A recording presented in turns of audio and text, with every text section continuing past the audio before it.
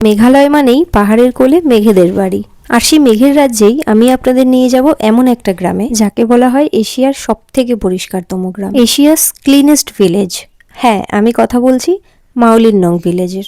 মাউলিননং নামটা যতটা কঠিন, গ্রামটা কিন্তু ঠিক ততটাই সুন্দর আর সাজানো গোছানো। আজকের ভিডিওতে আমরা ঘুরে দেখব এই গ্রামের প্রতিটি কোণ, জানাবো এখানকার বৈশিষ্ট্য আর দেখব কিভাবে এখানকার মানুষ এই গ্রামটিকে এশিয়ার শ্রেষ্ঠ করে তুলেছে। এই থেকে নেমে এবার আমরা গ্রামের ভেতরে প্রবেশ করছি, আর গ্রামের ভেতরে ঢোকার মুখেই এরকম একটা বাঁশের ব্রিজ দেখতে পেলাম। এখানে পা রাখলেই বোঝা যায় মানুষ প্রকৃতিকে ঠিক কতটা যত্ন করে রাখতে পারে। চারিদিকে ফুলের বাগান, একদম ঝকঝকে রাস্তা, আর কি ভীষণ শান্ত পরিবেশ। গ্রামের মুখে ঢুকেই প্রথমে একটা এই সাইনবোর্ড দেখতে পাবেন যেখানে লেখা welcome to Mawlynnong God's own garden.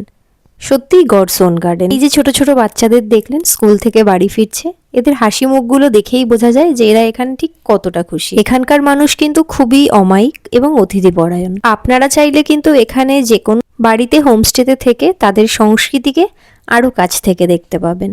এখানে এসে মনে হচ্ছে যেন কোনো এক ছবি আঁকা গ্রামে চলে এসেছি। চারিপাশটা এত সুন্দর করে সাজানো, পুরো রাস্তা জুড়ে বগনভেলিয়া ফুলের মেলা। মাউলিননং-এর অন্যতম আর এক প্রধান আকর্ষণ হলো এখানকার এই চার্চ। দেখুন 1902 সালের এই চার্চটি এখনো কত সুন্দরভাবে সংরক্ষিত। এই জায়গায় এসে মনেই হচ্ছে না যে ইন্ডিয়ার মধ্যে কোথাও আছে। চারপাশের বাগান আর শান্ত পরিবেশ জায়গাটিকে একদম মায়াবী করে তুলেছে। আপনারা হয়তো ভাবছেন এই গ্রাম এত পরিষ্কার থাকে কি করে। একটু খেয়াল করে দেখবেন রাস্তার মোড়ে মোড়ে এরকম সুন্দর বাঁশের তৈরি ডাস্টবিন রাখা আছে। এখানকার মানুষ, এমনকি এখানকার ছোট বাচ্চারাও অবধি রাস্তায় কোনো আবর্জনা ফেলে না। প্লাস্টিক এখানে একদমই নিষিদ্ধ। সত্যি আমাদের এদিকে শহরগুলোর এখান থেকে অনেক কিছু শেখার আছে এখনো। এই চড়া রোদে হাঁটতে হাঁটতে সামনে দেখলাম এক জায়গায় আইসক্রিম বিক্রি হচ্ছে। আমি কিন্তু আর দেরি করলাম না, সাথে সাথেই একটা আইসক্রিম কিনে নিলাম, আর সাথে ওই যে লোকাল বাচ্চাটা ছিল ওকেও একটা আইসক্রিম কিনে দিয়েছিলাম। এই যে খড়ের চালা দেওয়া বসার জায়গাগুলো দেখছেন, রাস্তার কিন্তু দুপাশে একটু পরপরই এরকম বসার জায়গা আছে। হাঁটতে হাঁটতে যদি কেউ আপনারা হাঁপিয়ে যান, এখানে বসে রেস্ট নিতে পারেন। আমিও কিন্তু আইসক্রিম খেতে খেতে একটু রেস্ট নিচ্ছিলাম। পাহাড়ের মাঝে এরকম একটু নিজের মতো সময় কাটানো কিন্তু সত্যিই ভাগ্যের ব্যাপার। আমি আশেপাশের বাড়িগুলো একটু ঘুরে ঘুরে দেখছিলাম। আমরা কিন্তু ছোটবেলায় এরকমই কিন্তু বাড়িঘর রাখতাম। পুরো গ্রামের মধ্যে এই জায়গাটা আমার সব থেকে বেশি ভালো লেগেছে। এখানে দাঁড়িয়ে যে আমি কত ছবি আর ভিডিও করেছি তার বলার মতো না। দাঁড়াও, এখানে দাঁড়িয়ে তোমাদের পুরো চারপাশটা ঘুরে দেখা।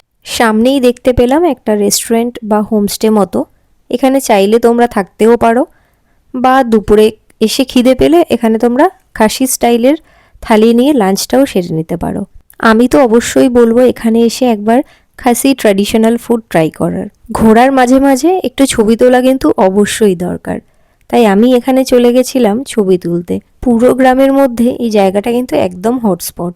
এখানে এসেই বেশিরভাগ মানুষ অনেক ছবি তুলছিল। আমি এতটাই এক্সাইটেড হয়ে গেছিলাম, কোন দিকে যাব বুঝতেই পারছিলাম না। এত সুন্দর জায়গার জন্যই মনে হয় মাউলিননংকে গডস ওন গার্ডেন বলা হয়।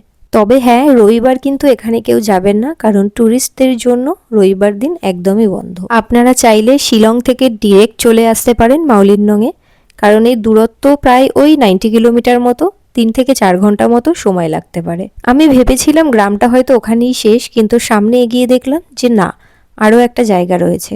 এখানে দেখো খড় দিয়ে কি সুন্দর একটা ঘর বানানো হয়েছে, আর সামনে একটা ট্রি হাউসও রয়েছে। ট্রি হাউসের ব্লগ পরবর্তী পর্বে নিয়ে আসছি।